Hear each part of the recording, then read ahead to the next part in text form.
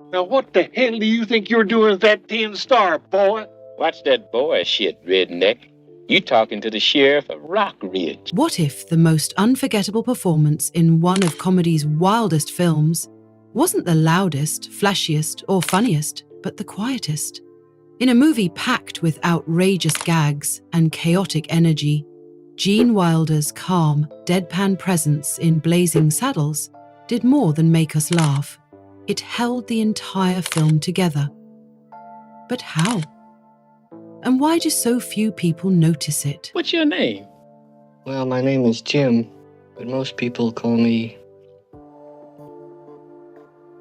Jim. For decades, Blazing Saddles has been considered one of the boldest and most controversial comedies ever made.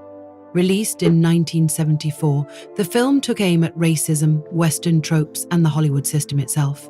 It has been quoted endlessly, debated in academic circles, and analysed for its cultural impact. But despite all the attention, there's one detail many viewers never fully picked up on: a subtle performance that quietly anchored the chaos. Not a deleted scene or secret cameo, but something hiding in plain sight: Gene Wilder's role as the Waco Kid. The Waco Kid, a washed-up gunslinger with a mysterious past and a shaky hand, wasn't originally meant to be played by Wilder. In fact, when director Mel Brooks started filming, the role had already been cast. Gig Young, an Academy Award-winning actor known for his serious dramatic work, had signed on to play the part. On paper, it made sense. Young had a respected career, a strong screen presence, and the kind of old-school Hollywood credibility that could lend the character a sense of realism. However, the situation deteriorated almost immediately. On the first day of filming, something seemed off. Young appeared disoriented, he was sweating heavily, slurring his speech, and struggling to get through his lines. At first, some crew members assumed he was acting, perhaps trying to play the Waco Kid as a man, teetering on the edge. But it quickly became clear this wasn't a creative choice. Young was going through acute alcohol withdrawal. By mid-morning, he had collapsed on set. The incident brought production to a sudden stop. It was a disaster. The studio had invested heavily in the film, and now one of the key characters had to be recast urgently. There was no time for a standard audition process or lengthy negotiations. Mel Brooks needed someone who could not only act, but also handle the pressure of stepping into a role mid-production. Instead of reaching out to agents or studio contacts, Brooks made a personal call to someone he had worked with before, Gene Wilder. At that point, Brooks and Wilder already had a creative history. They'd collaborated on The Producers a few years earlier, and Brooks had a deep trust in Wilder's instincts. According to interviews with Brooks, Wilder didn't ask for a script, salary details, or even much context. He simply said yes. He got on a plane the next day and arrived on set within 24 hours. That alone says a lot about Wilder's character and his working relationship with Brooks. This wasn't about making a strategic career move or angling for awards. It was a favor, an act of creative loyalty, and perhaps even a rescue operation. The production was at risk of falling apart, and Wilder didn't hesitate to help. What followed is now part of the film's behind-the-scenes lore. Wilder arrived still jet-lagged and without any preparation for the role. There were no rehearsals, no table reads, and no time to adjust the script. Yet somehow, he stepped onto the set and immediately began to inhabit the Waco Kid with a sense of ease that surprised everyone. While other actors might have taken days or weeks to get into character, Wilder did it in hours. It's tempting to call it instinct or improvisational genius, but the reality is more nuanced. Wilder had a background in theatre and had worked under intense pressure before. He understood the rhythms of performance and knew how to bring a character to life quickly. His version of the Waco Kid wasn't loud or exaggerated. Instead, it was quiet, weary, and surprisingly introspective. His performance was marked by restraint, which in a film filled with loud, slapstick humor made it stand out. He didn't fight for laughs. He didn't try to dominate scenes. What he brought instead was presence. A sense that this character had lived through things the audience would never fully understand. That emotional depth added an unexpected layer to the film. It gave the comedy a backbone. The contrast between Wilder and the more over-the-top characters like Hedley Lamarr or Mongo helped balance the tone. His stillness highlighted their absurdity, and their chaos made his calm feel even more significant. It's a dynamic that only works when there's trust between the actor and the director, and Brooks trusted Wilder to make the role his own. There's a moment in the film that captures this perfectly. Sitting in a jail cell, the Waco Kid describes how he lost his nerve after years of being the fastest drawer in the West. The way Wilder delivers the monologue isn't meant to be funny in a traditional sense. His voice is steady but soft. There's no trace of parody.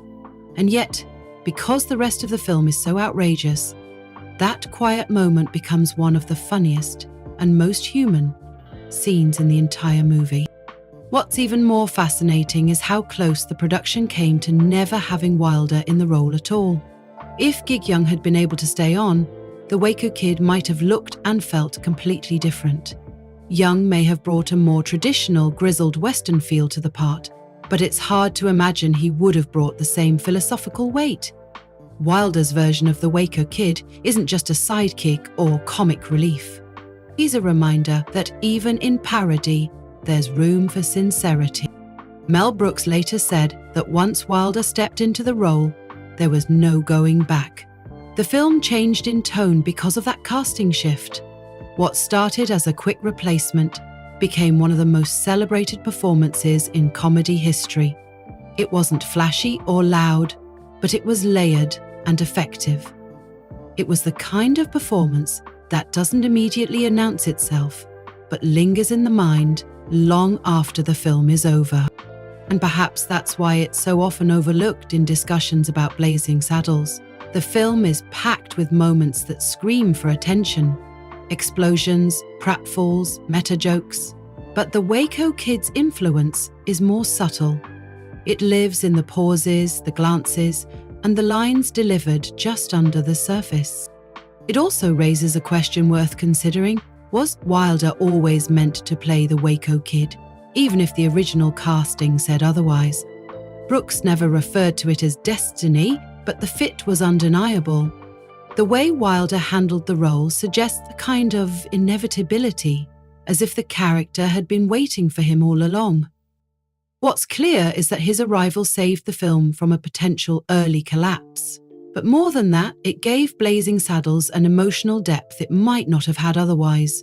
The Waco Kid became the quiet center of a loud movie, and that balance was key to the film's success.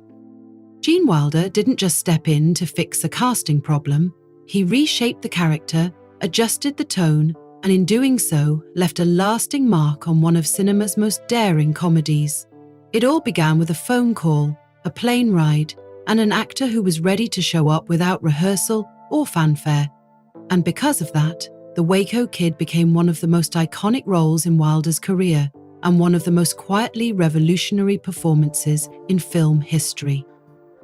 Gene Wilder's arrival on the set of Blazing Saddles happened under urgent circumstances, but his creative decisions once he got there were anything but rushed. His portrayal of the Waco Kid stands in stark contrast to the film's overall tone. In a movie bursting at the seams with slapstick, wild characters and loud absurdity, Wilder made a choice that would redefine not only his role, but the entire rhythm of the film. He decided to play the Waco Kid straight. That decision was not improvised. According to director Mel Brooks, before Wilder even stepped on set, he made it clear he wasn't going to play the character for laughs. In a comedy filled with chaotic humor and surreal gags, that might seem like an odd creative direction, but for Wilder, it was intentional. It was about grounding the character, about adding depth without drawing too much attention to the fact that he was doing it. This wasn't just about avoiding overacting. It was about using stillness, timing, and restraint to allow other elements of the film to shine brighter. Wilder understood that contrast makes comedy more powerful. When everyone else in a scene is operating at maximum energy, yelling, gesturing, performing big, the quietest presence in the room can become the most compelling. And that's exactly what happened. Throughout the film, Wilder's Waco Kid never tries to dominate the screen. He rarely raises his voice, he doesn't mug for the camera, and he doesn't deliver his lines like he's expecting applause. Instead, he sits back, often literally, and lets the madness unfold around him. In doing so, he gives the audience something to latch onto, a calm observer in a world gone mad. His delivery is marked by timing so sharp it almost feels invisible. Jokes don't land because he says them loudly. They land because he waits for just the right moment to say them quietly. That technique is evident in scenes like the one where the Waco Kid describes the townspeople as simple farmers, the common clay of the New West, morons. It's not just the line that's funny, it's the way he says it. No smirk, no emphasis, no pause for laughter. It's tossed out casually, and that's what makes it so memorable. This form of delivery doesn't just serve the humor, it serves the story. Wilder's approach adds emotional texture to a film that could have easily tipped into complete farce. It keeps the characters tethered to something resembling real human emotion, even as the plot breaks the fourth wall and gallops into outrageous territory. Mel Brooks himself has said that Wilder's subtlety gave the film its backbone. While characters like Hedley Lamar and Mongo operate on extremes, one as a high-strung villain, the other as a cartoonish brute, the Waco Kid sits in the middle, quietly reflecting on a past that's left him hollow. The performance isn't just restrained for the sake of contrast. It's rooted in emotional understanding. One of the best examples of this is the jailhouse monologue, where the Waco Kid explains how he lost his nerve. Sitting in a cell with Sheriff Bart, he talks about being the fastest gun in the West and how the constant challenge from younger gunslingers eventually broke him. The scene is funny, but it's also heavy. Wilder's voice is even, almost flat, and his expression doesn't change much, but there's something underneath the surface, an ache, a regret, that gives the character real weight. Comedy often rewards actors for being big. In most comedic films, energy is the name of the game. The faster the dialogue, the louder the reactions, the more physical the performance, the more likely it is to get laughs. But Wilder's approach defied that expectation. He showed that slowing down can actually make a joke hit harder, that silence can be funnier than noise, and that emotion, when done with care, can sit side by side with humor without either one getting lost. This wasn't an accident. Wilder had a long background in theatre and classical training. He'd learned how to control a room without shouting. He knew how to let a pause carry tension, how to use body language in small, effective ways, and how to pull the audience in by doing less. Those skills are harder to notice, but they're incredibly powerful when used right. People who worked with Wilder often described him as thoughtful and meticulous. He didn't make creative decisions lightly, so his choice to play the Waco Kid with such quiet dignity wasn't just about standing out. It was about supporting the film's tone in a way that made the louder elements feel more intentional. In a way, he was the glue that held it all together. Some have argued that this approach was risky.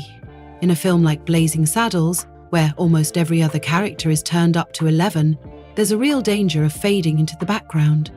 If another actor had tried to do what Wilder did, the performance might have seemed too subdued or even forgettable. But Wilder had the experience and the confidence to know it would work. He also had something else, the ability to play multiple emotional notes at once. His performance as the Waco Kid isn't just quiet, it's layered. There's sadness, weariness, sarcasm, and even tenderness buried in his lines. He doesn't spell it out, but it's there. And over time, viewers begin to pick up on it. Wilder's restrained style also had a major impact behind the scenes.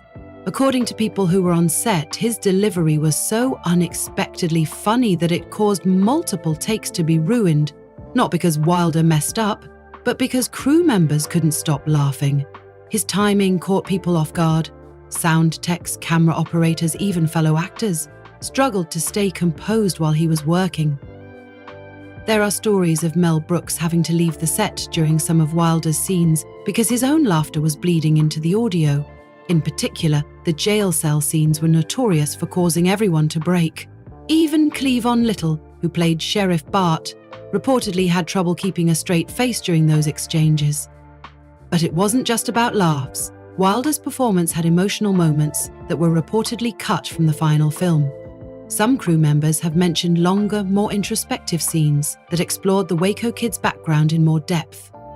These moments offered insight into the character's trauma and added complexity to his relationship with Bart.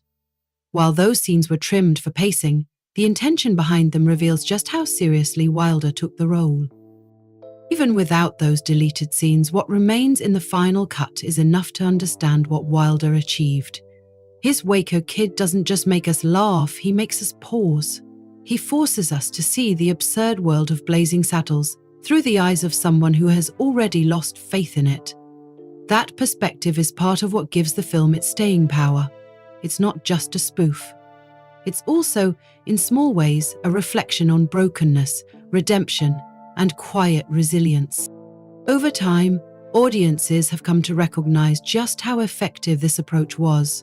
While other characters in the film might get the bigger laughs or the more quotable lines, it's the Waco Kid who lingers in the memory. Not because he shouted, but because he didn't have to. Wilder's performance is now often cited as a textbook example of how subtlety can be just as powerful in comedy as exaggeration. It's a reminder that good acting isn't always about being seen, it's about being felt. And in the middle of one of the loudest comedies ever made, Gene Wilder created a performance that resonates quietly but powerfully decades later. The behind-the-scenes atmosphere on the set of Blazing Saddles was not as light-hearted as the finished film might suggest. While the movie itself is known for its wild humor and chaotic energy, the process of making it was often stressful and unpredictable. Tight production schedules, creative disagreements, and studio pressure created a work environment that could easily have gone off the rails. In the middle of all this, Gene Wilder played a far more important role than most people realize. Though Mel Brooks was the director and the most visible creative force behind the film, many people who worked on Blazing Saddles have credited Wilder as a stabilizing presence on set. He didn't direct, and he wasn't known for being loud or authoritative, but his calm manner and quiet consistency helped bring a level of balance to a production that was frequently in flux. Wilder wasn't the type to pull focus or dominate behind-the-scenes conversations, but he led by example. He came prepared, stayed focused, and brought a thoughtful, grounded energy that helped others stay on track. In moments where tensions ran high or comedic scenes started to fall apart from too much improvisation, Wilder's composure helped reset the tone. Cast and crew members have described him as a kind of unspoken leader, someone who people gravitated toward when the production became too chaotic. He didn't raise his voice or issue commands. Instead, he listened, offered advice when asked, and made small, precise suggestions that often made scenes sharper without drawing attention to the changes. His background in stage acting, along with his previous experience working with Brooks on The Producers, gave him a deep understanding of comedic rhythm and performance dynamics. That knowledge wasn't kept to himself. Wilder often took time between takes to help younger or less experienced actors refine their timing or adjust their delivery. This wasn't done in a condescending or performative way. In fact, many of the people he helped didn't realize how much his influence had shaped their scenes until they saw the final product. His support was quiet and consistent, offered more as a collaborator than as a mentor. Yet for many, those brief conversations made a lasting impact. One crew member described Wilder as the film's unofficial director of tone. While Brooks was pushing boundaries with wild satire, slapstick, and politically charged humor, it was Wilder who ensured that the emotional undercurrent of the film stayed intact. Without that balance, the movie might have felt too chaotic or too cynical to resonate with audiences. Interestingly, some of Wilder's most meaningful contributions to comedy didn't take place in front of the camera, or even within the script of Blazing Saddles. It was during the filming of this movie that Wilder first began discussing an idea that would later become Young Frankenstein, one of the most celebrated comedies of his career. According to multiple accounts, the concept for Young Frankenstein didn't begin in a writer's room or during a formal pitch meeting. It began on the set of Blazing Saddles during quiet moments between takes. Wilder approached Mel Brooks with a simple idea. What if the descendant of Dr. Frankenstein wanted absolutely nothing to do with his infamous family legacy? It wasn't a fully developed story at that point. More of a curious thought, casually floated during downtime. At first, Brooks wasn't particularly interested. He was already overwhelmed with the demands of Blazing Saddles, a film that was generating controversy with studio executives and facing logistical challenges on a daily basis. Adding a new project to the mix didn't seem realistic. But Wilder didn't push hard. He simply let the idea linger. And eventually, when he had time, he began working on a draft of the script himself. That willingness to start writing, without a commitment or even a clear path forward, says a lot about Wilder's creative drive. He wasn't motivated by guarantees or deals. He believed in the idea, and he trusted that it was worth exploring. That quiet persistence eventually paid off. When Brooks finally read the draft, he saw the potential immediately. What followed was a collaborative process that built on the foundation they'd established during Blazing Saddles, but with a different tone. While Blazing Saddles was loud, chaotic, and overtly political, Young Frankenstein was more controlled, more affectionate in its parody, and more focused on blending gothic horror elements with sharp comedy. And much of that shift in tone can be traced back to Wilder's vision for the project. His role in Young Frankenstein went far beyond acting. He co-wrote the script, helped shape the characters, and had a strong hand in setting the pace and tone of the film. This marked an important pivot in Wilder's career, from performer to creator. He was no longer just interpreting someone else's vision. He was helping to define it from the ground up. That shift might not have happened so smoothly if not for the atmosphere of collaboration that Blazing Saddles fostered. For all its behind-the-scenes stress, it was also a space where ideas were exchanged freely and where Wilder and Brooks learned how to work together under pressure. The trust they developed during that production would carry over into future projects, shaping some of the most iconic comedies of the next decade. Back on the set of Blazing Saddles, Wilder's contributions didn't end with script ideas or scene performance. He also acted as a buffer during the film's most challenging moments. The pressure from Warner Bros. Was constant. Executives were uncomfortable with the film's open discussions of race, its language, and its irreverent treatment of American history. Notes came in frequently, suggesting scenes be cut, jokes be softened, and language be changed. Wilder wasn't a producer or an executive, but he stood by Brooks. In private meetings, he supported the director's choices and defended the importance of keeping the film's message intact. He didn't take a confrontational approach, but his presence carried weight. He had already proved his abilities with the producers, and his reputation gave him influence. When he spoke in favor of Brooks's vision, people listened. That kind of off-screen support is often invisible to audiences, but it can be critical in protecting a film's integrity.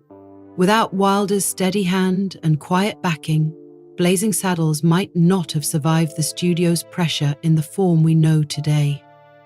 He wasn't just part of the cast, he was part of the film's creative foundation. And while his performance as the Waco Kid is what most people remember, it's worth acknowledging just how much of the film's success was shaped by Wilder's off-screen contributions. He kept the production steady when it could have spiraled. He helped others perform better. He planted the seed for one of the greatest horror comedies ever made. And he did it all without seeking credit or drawing attention to himself. In a film known for pushing limits and breaking rules, Gene Wilder's quiet influence was a different kind of defiance. He didn't need to shout to make an impact. He didn't need to control the room to shape the outcome. He simply did the work, on the screen and off, and trusted that it would matter. That approach helped Blazing Saddles become more than just a boundary-pushing comedy. It gave the film a sense of stability, of emotional resonance, and of future potential. Without Wilder's presence, both the film itself and the careers it helped launch might have looked very different. Gene Wilder's performance in Blazing Saddles is widely remembered for its subtle brilliance. But what's often overlooked is how much it quietly pushed back against the conventions of comedy in Hollywood at the time. While the film is packed with over-the-top characters, slapstick humor, and loud gags, Wilder's portrayal of the Waco Kid stood out by doing the exact opposite. He didn't shout. He didn't exaggerate. He didn't even try to dominate the scene. Yet, his impact was undeniable. In a movie that constantly pushed the limits of absurdity, Wilder made a conscious choice to pull back. He delivered his lines with restraint, his expression stayed muted, and he leaned into silence in ways that made everything around him seem louder. This contrast gave the film an unexpected balance. While others performed for laughs, Wilder played it straight. That choice wasn't accidental, it was deliberate, and it had lasting consequences for the tone of the film and for Wilder's legacy as a performer. Take, for example, the scene where the Waco Kid is first introduced. He's slouched on a jail cell bunk, half asleep, hungover, and barely responsive. Most actors in that situation would have gone for comic exaggeration. Wilder didn't. Instead, he mumbled his lines with just enough clarity to make them land, letting the stillness of the moment do the heavy lifting. There was no wink to the camera, no exaggerated gesture. It was calm, deadpan, and surprisingly grounded. And that's exactly what made it funny. In doing so, Wilder challenged what audiences had come to expect from a comedic lead. Comedy in the 1970s, particularly in studio films, often rewarded big, loud, fast performances. Physical comedy, manic pacing, and broad delivery were considered essential. But Wilder showed that timing, nuance, and emotional control could be just as powerful, if not more so. He trusted the material, and more importantly, he trusted the audience to follow his lead. His quiet approach also gave the Waco Kid a surprising amount of emotional depth. Unlike the other characters in Blazing Saddles, who are mostly played for laughs, the Waco Kid is presented as someone who has been through real hardship. He's not just a joke about a washed-up gunslinger.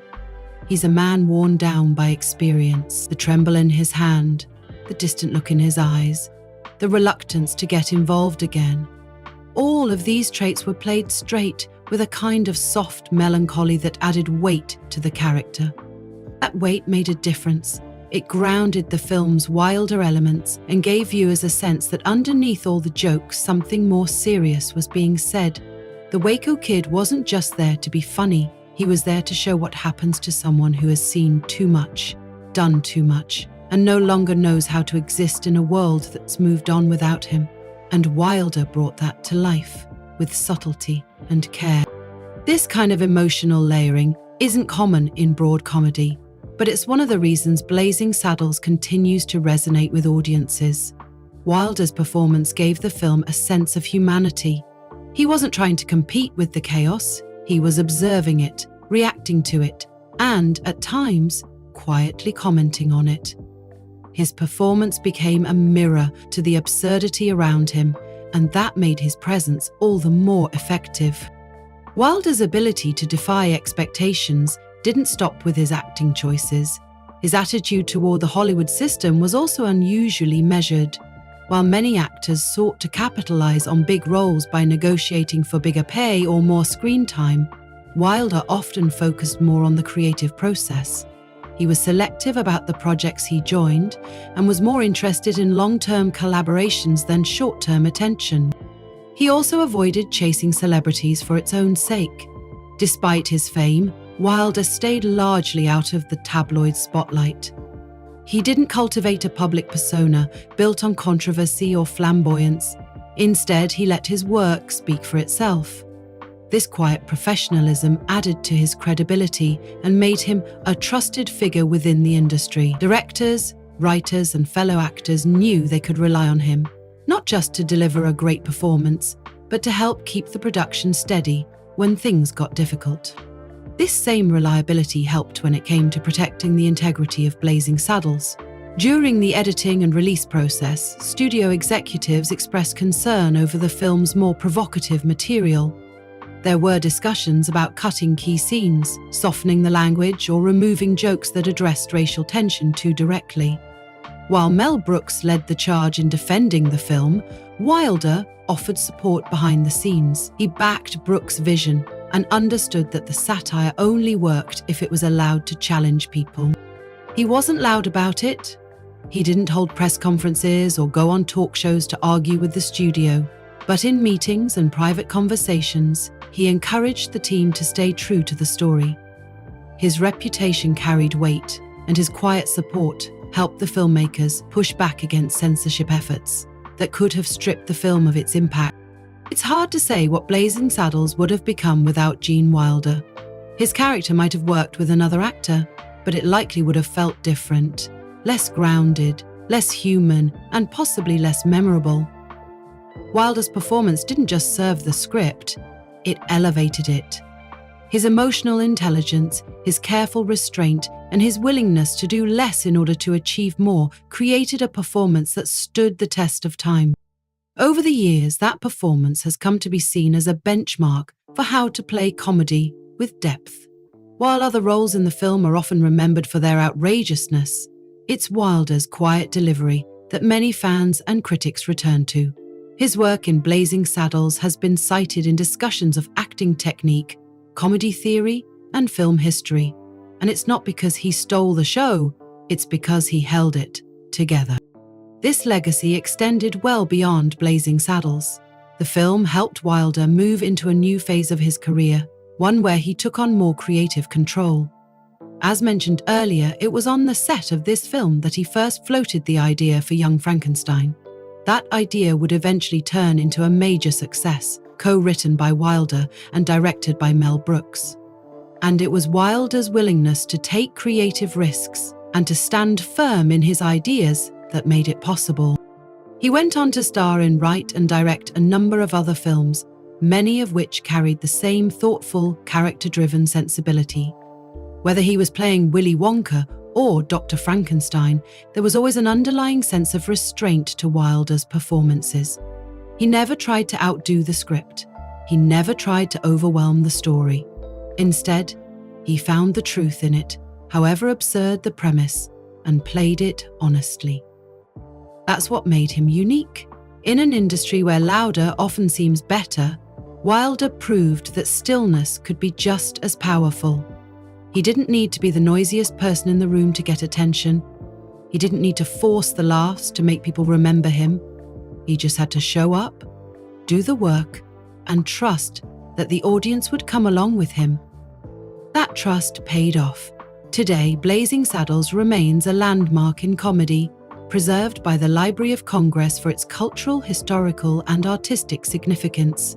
It's studied in film schools, celebrated in retrospectives, and referenced in countless discussions about satire and social commentary. And at the heart of it all is Gene Wilder, playing a role that wasn't originally meant for him, in a style no one else could have pulled off. His legacy, in the end, isn't just about being funny. It's about showing that comedy can be intelligent, emotional, and even a little bit sad, and still be effective.